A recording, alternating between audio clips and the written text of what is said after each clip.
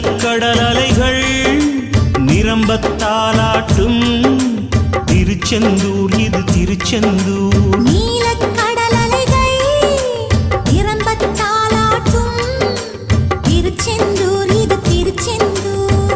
ஆழிப்பேரலை அடங்கி நடந்தது அது எந்தூர் இந்த திருச்செந்தூர். ஆழிப்பேரலை அடங்கி நடந்தது அது எந்தூர் இந்த திருச்செந்தூர். திருச்செந்தூர் இது திருச்செந்தூர்.